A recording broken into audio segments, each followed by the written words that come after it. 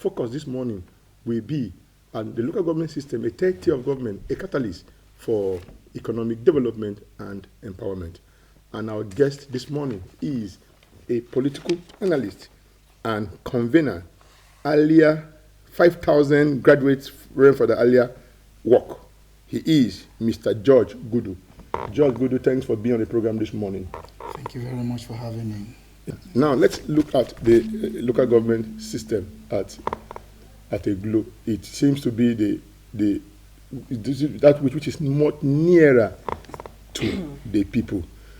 Can you say the people, to an extent, really know how the local government system operates?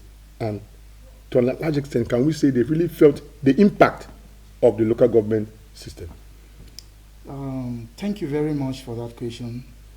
First of all, it's imperative to understand that local government is a creation of the Constitution. It was created basically to bring governance closer to the people at the grassroots. And then it's part of the Nigerian Constitution.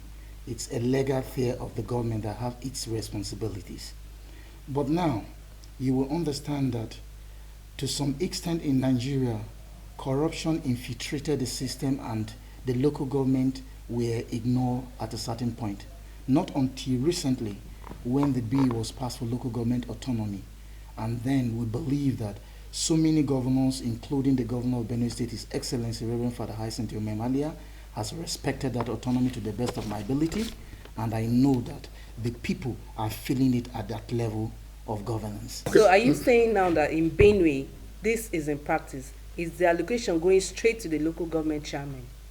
Well, when you ask me that it's allocation going straight to the local government chairman, I wouldn't be able to say that because I don't work with Okay. Let me just put the practical now. No, let him answer the question. Okay, answer. Yes, if you ask me whether it's going straight to the chairman, I wouldn't be able to give you a direct answer because I'm not a local government chairman. I don't even work with the Bureau for local government. But I believe that no local government chairman from the 23 local governments of Benue State have cried foul. So I believe that the governor is doing the right thing. Now, between 2007, or let's say 2003, up to where we are today, can you say that the local government autonomy has had its impact in the local government, in the local communities? Well, I can speak precisely for Benue. Let me give you one example. The Benue State Rural Access and Agricultural Marketing Project is a World Bank project and a European Investment Bank project, but it is handled by the state through the Ministry of Agric. Through this ramp, Benue State Rural Access and Agricultural Marketing Project, the governor has approved a counterpart funding of about 1.5 billion naira released to the World Bank so that the World Bank can now send their donations. The project is geared towards rural development, creating access roads, and then building warehouses at markets within the 3 senatorial zones of Benue State. And by now, as I speak with you, the requirement by the World Bank to start this project has never been met since the inception of that project in Benue State in 2011. That means it's a collaboration between the ramp and the local government system? Yes. The ramp is basically there to take care of rural development in terms of roads, in terms of building warehouses that have state-of-art facilities.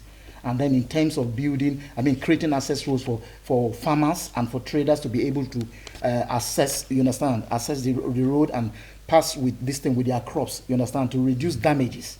And as far as I know, that the present SPC now has been able for the first time in the history of RAMP in Benue State, and RAMP is geared towards local government development. The governor is the first governor who has released allocations since the inception for this ramp to be able to meet the requirements of World Bank. The governor has also allocated a permanent site for that ramp, which has been renovated, remodeled, and that's former Polymarket Center. And then the SPC, as a proactive and a state project coordinator, has been able to design about 534 roads, that are going to be constructed with culverts and gutters and warehouses that will be constructed across the 3 senatorial zones. And as I speak with you, these projects are going on. And even recently, in order to boost the morale of youths and also people from the local government, the governor has approved the supply of CNG machines that are supposed to be packed in RAM there to be distributed to people at very low cost. You understand? And then I'm telling you that as we speak now, projects are going to start in no distance time. Probably maybe in 1 month time, they will start projects at local government level. So I can assure you that through this program RAMP, the local government and the people at the local level are going to feel the impact of governance. Okay, sorry, please, don't have enough time. Time is not on our side. Let's ask, you are the convener. What he calls it what? 5,000 graduates for the Alia University work for Alia. Mm-hmm. So what's really the idea behind this initiative? Okay, you see, I'm a graduate of Father Adasu University. And then you agree with me readily that for 30-something years that the university has operated, it has produced thousands of people that are littered around the globe. Mm-hmm. And these are very, very, very good intellectuals that, I don't know how to put it, but I believe that they can compete in any intellectual context in the world. Mm-hmm.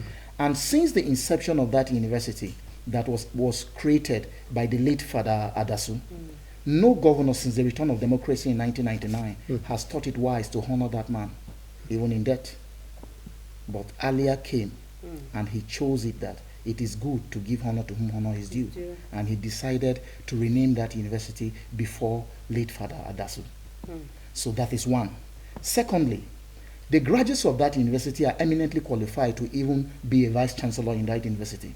But none of them has ever been a vice chancellor, not because they are not qualified. And then they bring people from outside to come and become vice chancellor. Alia came and decided to honor graduates of that university by appointing one of the first graduates of that university to become the pioneer vice chancellor of Benue State Government University of Agriculture, Science and Technology. I'm talking about Professor Christopher Nsute Amoa, a very sound intellectual. He is the first graduate from that university worldwide to become a vice chancellor. Isn't that a wonderful record? It's a record. And he did not only stop at that, he also appointed another graduate from that university, Professor Demeka, to become the university librarian. He did not only stop at that, he appointed Dr. Echo Ejale to become the registrar of that university. Okay. Putting all these things together and looking at what is happening in the secular society done by this governor, we thought it wise that there is a need for us to carry our trumpet and sound to the world to hear what Alia is doing that people don't want to see. Okay. That is another honor we are giving to him. Okay, so we have decided that. So when is the activities coming up? Very soon. We are putting some things in order. And very soon we are going to march around this town to tell the people the things that Governor Alia has done for this Benue State. That is very, very uncommon. Are you going to be part of that match? She has to be. I don't know about you also that need to be part of it. You also need to be part of it. John, you are all graduates of we are all graduates of the You need to be part of it. You understand? Yes, we need to sing and tell the world about Alia. Yes, so we are going to have a 5,000 graduates work for Father Alia, and we intend that this work should be institutionalized. We will be carrying it every year at a particular time for within the 6 years that Alia is going to be in office, because we know that it's 2031.